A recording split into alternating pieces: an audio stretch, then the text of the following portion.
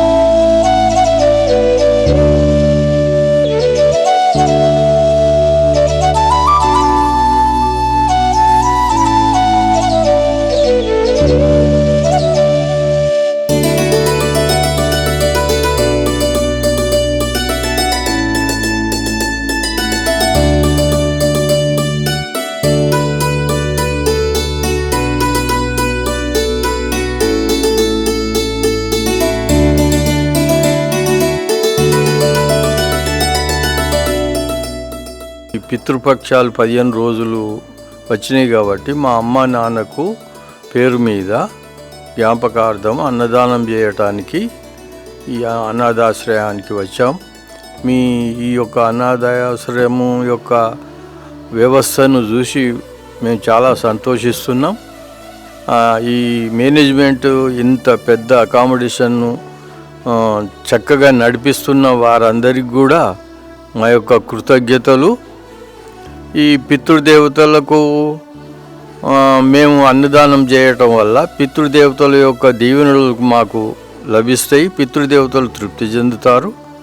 కాబట్టి మేము ఇటువంటి అనాథలకు అంగవైకల్యులకు భోజనం పెట్టినాం అనేటువంటి తృప్తి మాకు కలిగింది. చాలా ఆనందంగా ఉంది ఇక్కడికి వచ్చి విజిట్ చేసినందుకు.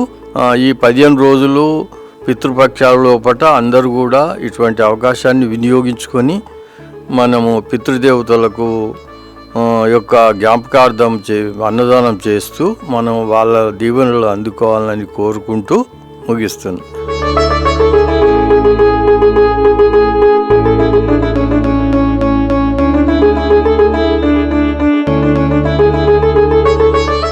అమ్మా నాన్న అనాథాశ్రమంలోని అభాగ్యుల ఆకలి తీర్చేందుకు మానవతామూర్తుల అన్నదాతల సహాయాన్ని కోరుతున్నాము.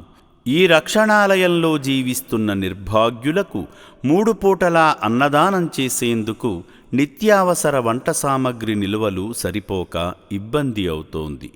ఈ స్థితిలో ఆకలి తీర్చే మానవతామూర్తుల సాయం కోసం ఈ అభాగ్యులు ఆశగా చూస్తున్నారు.